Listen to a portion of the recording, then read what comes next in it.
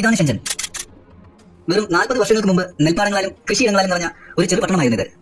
എന്നാൽ കഴിഞ്ഞ 40 വർഷം കൊണ്ട് ഷെൻജന്റെ അഭൂതപൂർവ്വമായ വളർച്ചയ്ക്കാണ് ലോകം സാക്ഷ്യം വഹിച്ചത്. ചൈനയുടെ വളർച്ചയിൽ ഷെൻജന്റെ പങ്ക് വളരെ വലുതാണ്. ഏതാണ്ട് ഒരേ സമയത്താണ് ഇന്ത്യയും ചൈനയും ഇന്ന് നാം അറിയുന്ന രീതിയിലുള്ള രാജ്യങ്ങളായത്. 1947 ഇന്ത്യ സ്വതന്ത്രമായപ്പോൾ 1949 China People's Republic of China എന്ന നിലയിൽ ഒരു കമ്മ്യൂണിസ്റ്റ് റിപ്പബ്ലിക് ആയത്. തുടർന്നുള്ള 70 വർഷങ്ങൾ കൊണ്ട് വിവിധ മേഖലകളിൽ ഇന്ത്യ വളരെയധികം മുന്നേറിയെങ്കിലും സാമ്പത്തിക സാങ്കേതിക രംഗങ്ങളിൽ ചൈന നമ്മെ ബഹുദൂരം പിന്നിലാക്കിയിരിക്കുന്നു. ഇന്ന് നാം ഉപയോഗിക്കുന്ന ഇലക്ട്രോണിക്സ് ഉൽപ്പന്നങ്ങളിൽ 90% ചൈനീസ് നിർമ്മിതമാണ്. ലോകത്തിന്റെ ഫാക്ടറി എന്നറിയപ്പെടുന്ന ചൈന എങ്ങനെ ഇന്നത്തെ നിലയിലെത്തിയെന്നും എന്തുകൊണ്ടാണ് ഇന്ത്യക്ക് അങ്ങനെ ചെയ്യാൻ സാധിക്കാത്തതെന്നുമാണ് നാം ഈ വീഡിയോയിലൂടെ അവലോകനം ചെയ്യുന്നത്. നീണ്ട 4 വർഷത്തെ ആഭ്യന്തര യുദ്ധത്തിന് ശേഷം 1949 പീപ്പിൾസ് റിപ്പബ്ലിക് ഓഫ് ചൈന സ്ഥാപിതമായത്. പാശ്ചാത്യ പിന്തുണയോടെ കമ്മ്യൂണിസ്റ്റത്തെ ചെറുത്ത ചിയാങ് കൈഷക്കിന്റെയും കൂട്ടരുടെയും തായ്വാനിലേക്കുള്ള പലായനത്തോടെ കമ്മ്യൂണിസ്റ്റ് പാർട്ടി അധികാരത്തിലേറി. പാശ്ചാത്യ ഇടപെടലുകളെ ഭയന്ന അന്നത്തെ ചെയർമാനായ മാവോ പുറം ലോകത്തു നിന്നും പൂർണ്ണമായി അടഞ്ഞ ഒരു സമ്പദ് വ്യവസ്ഥയാക്കി ചൈനയെ നിലനിർത്താനാണ് ശ്രമിച്ചത്. കൃഷിയിൽ അധിഷ്ഠിതമായ സാമ്പത്തിക വികസനമായിരുന്നു മാവോ വിഭാവനം ചെയ്തത്. മാത്രമല്ല വളരെ കർക്കശമായ സാമ്പത്തിക വ്യവസ്ഥകളായിരുന്നു മാവോ നടപ്പിലാക്കിയത്. അന്ന് പാർട്ടിയും സർക്കാരും നിഷ്കർഷിക്കുന്ന ഉൽപ്പന്നങ്ങൾ നിശ്ചിത അളവിൽ മാത്രമേ ഉത്പാദിപ്പിക്കാൻ അനുവാദമുണ്ടായിരുന്നുള്ളൂ. എന്നാൽ ഈ പരീക്ഷണങ്ങൾ വിജയിച്ചില്ല എന്ന് മാത്രമല്ല, മാവോയുടെ നയങ്ങൾ മൂലം ജനങ്ങൾ പൊറുതിമുട്ടുകയും ചെയ്തു.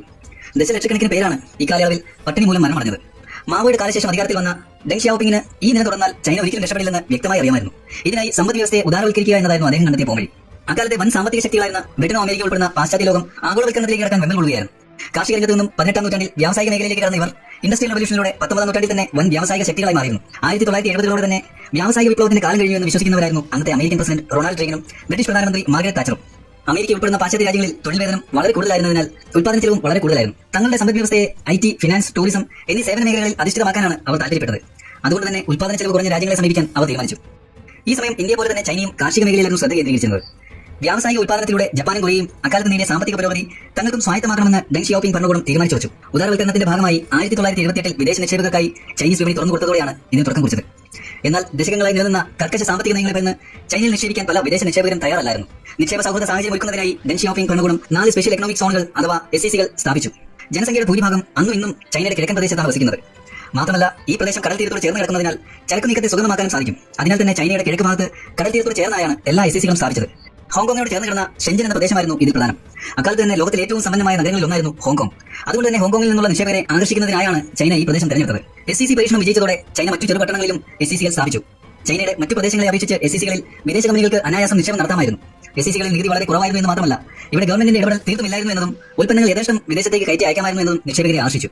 SECകളുടെ വരവോടെ കാർഷിക മേഖലയെ ഏതാണ്ട് പൂർണ്ണമായും ആശ്രയിച്ചിരുന്ന ചൈനീസ് സമ്പദ് വ്യവസ്ഥ ക്രമേണ വ്യാവസായിക അധിഷ്ഠിതമായി. തുടക്കത്തിൽ വിദേശ കമ്പനികൾ നൽകുന്ന രൂപരേഖയ്ക്കനുസരിച്ച് ഉൽപ്പന്നങ്ങൾ നിർമ്മിച്ചു കയറ്റി അയക്കുകയായിരുന്നു ചൈന പ്രധാനമായും ചെയ്തിരുന്നത്. അടുത്തപടിയായി ചില ചൈനീസ് കമ്പനികൾ വിദേശ ഉൽപ്പന്നങ്ങളുടെ പ്രാദേശിക പതിപ്പുകൾ മാർക്കറ്റിൽ ഇറക്കാൻ തുടങ്ങി. ഇതിന് ധാരാളം ഉദാഹരണങ്ങൾ ഉണ്ടെങ്കിലും ഏറ്റവും ശ്രദ്ധേയമായിരുന്നു ഡെയ്വു മാറ്റിസ് എന്ന കാരണം സംഭവിച്ചത്.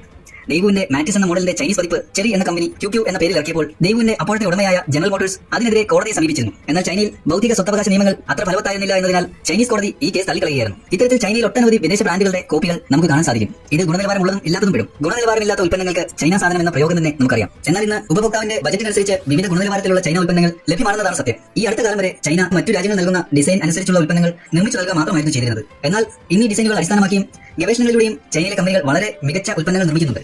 അപ്പോഴും ചൈനീസ് ഉൽപ്പന്നങ്ങളുടെ ബ്രാൻഡിംഗ് ഒരു വെല്ലുവിളിയായിരുന്നു. ഇതിനെ മറികടക്കാനായി ചൈനീസ് കമ്പനികൾ പല പാശ്ചാത്യ ബ്രാൻഡുകളെയും ഏറ്റെടുത്തിട്ടുണ്ട്. മാത്രമല്ല ഇന്ന് സ്വന്തം നിലയ്ക്ക് ലോകോത്തര നിലവാരമുള്ള ഉൽപ്പന്നങ്ങൾ നിർമ്മിക്കാനാകുന്ന ആത്മവിശ്വാസം കൈവന്ന ചൈനീസ് കമ്പനികൾ തങ്ങളുടെ പ്രാദേശിക ബ്രാൻഡുകളിലും ശ്രദ്ധ ചെലുത്തുന്നു. ലോകോത്തര നിലവാരമുള്ള വാവേ, ഷവോമി ഫോണുകൾ ഉപയോഗിക്കുന്നവരാണ് നമ്മളിൽ പലരും. ഇന്ന് 5G, artificial intelligence, drone technology എന്നീ മേഖലകളിൽ അഗ്രഗണ്യരാണ് ചൈനീസ് കമ്പനികൾ.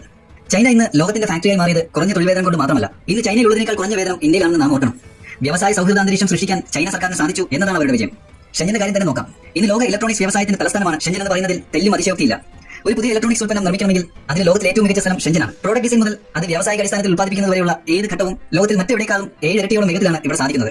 ഷെൻജൻ സ്പീഡ് എന്നൊരു പദം തന്നെയുണ്ട് ഇവിടെ. മറ്റിടങ്ങളിൽ ഒരു വർഷം എടുക്കുന്ന പ്രോജക്റ്റിന് ഷെൻജനിൽ വെറും 1.5 മാസം മാത്രം മതി. വിവിധ ഭാഗങ്ങളിൽ നിർമ്മിക്കുന്ന ഫാക്ടറികൾ സമീപത്ത് തന്നെ ഉണ്ടെന്നതിനാലാണ് ഇത്ര വേഗത്തിൽ കാര്യങ്ങൾ നടക്കുക. മാത്രമല്ല ഇവിടെ തുടങ്ങുന്ന ഒരു പ്രോജക്റ്റും ചുവപ്പ് നാളെ കുലുങ്ങുകയില്ല എന്ന് സർക്കാർ ഉറപ്പുവരുത്തുകയും ചെയ്യുന്നു. വ്യവസായത്തിന്റെ വളർച്ചയ്ക്കായി അടിസ്ഥാന സൗകര്യ വികസനത്തിന് വലിയ പ്രാധാന്യമാണ് ചൈന നൽകിയത്. ഹൈവേകളും തുറമുഖങ്ങളും ചരക്ക് ഗതാഗതം വളരെ എളുപ്പത്തിലാക്കാൻ സഹായിച്ചു. ഇതിലൂടെ ഉൽപ്പാദനത്തിന്റെയും കയറ്റുമതിയുടെയും വേഗം വർദ്ധിപ്പിക്കാനും ചൈനയ്ക്ക് സാധിച്ചു. ഇതിനെല്ലാം ഉപരി ചൈന കൃത്രിമമായി തങ്ങളുടെ കറൻസിയുടെ മൂല്യം ഉറച്ചു വെച്ചിരിക്കുന്നതിനാൽ അന്താരാഷ്ട്ര വിപണിയിൽ ചൈനയുടെ ഉൽപ്പന്നങ്ങൾക്ക് വില കുറവുമാണ്. ചൈനയിൽ ഉദാരവൽക്കരണം നടപ്പിലാക്കി 13 വർഷത്തിന് ശേഷം 1991 ഇന്ത്യയിലും ഉദാരവൽക്കരണം പ്രാവർത്തികമാക്കി. എന്നാൽ ചൈനയുടെ ഇതിന് സമാനമായ വളർച്ചയല്ല നാം ഇന്ത്യയിൽ കണ്ടത്. ഇതിന് മുഖ്യമായും 3 കാരണങ്ങളാണ് ഉണ്ടായിരുന്നത്. അടിസ്ഥാന സൗകര്യ വികസനമായിരുന്നു ഇതിൽ ആദ്യത്തേത്. വ്യവസായത്തിന്റെ വളർച്ചയ്ക്ക് ആവശ്യം വേണ്ട റോഡുകളും റെയിലുകളും തുറമുഖങ്ങളും ഇന്ന് ഭാരതത്തിലില്ല എന്നതാണ് വാസ്തവം. ഇതിനാൽ തന്നെ അടിസ്ഥാന സൗകര്യങ്ങൾ അത്ര ആവശ്യമില്ലാത്ത IT, ഫിനാൻസ് എന്നീ സേവനങ്ങളാണ് ഇന്ത്യയിൽ പച്ചപിടിച്ചത്. എന്നാൽ ഈ സേവനങ്ങൾ നൽകാനായി മികച്ച വിദ്യാഭ്യാസവും ഭാഷാ നൈപുണ്യവും വേണമെന്നതിനാൽ ചുരുക്കം പേർ മാത്രമാണ് ഇതിന്റെ ഗുണഭോക്താക്കളായത്.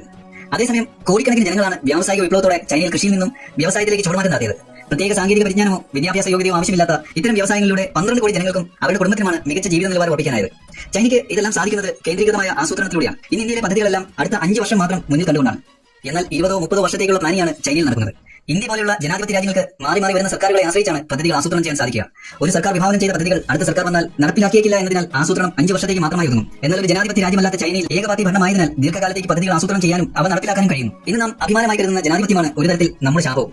മാറി മാറി വരുന്ന സർക്കാരുകൾ എത്ര പിടിപ്പ് കേട്ടതാണെങ്കിലും 5 വർഷത്തിന് അവസാനം ബാലറ്റ് പേപ്പറുകളിൽ പ്രതിഷേധം രേഖപ്പെടുത്തുന്നതോടെ നമ്മുടെ രോഷം തണുക്കും. എന്നാൽ ചൈനയിലാകട്ടെ എന്ത് സംഭവിച്ചാലും അതിന് ഉത്തരവാദിത്വം ഒറ്റ പാർട്ടിക്കാണ് എന്നതിനാൽ ജനകീയ പ്രക്ഷോഭങ്ങൾ ഉണ്ടാകാതിരിക്കാൻ സർക്കാരിന് ക്രിയാത്മകമായി പ്രവർത്തിച്ചേ മതിയാവും.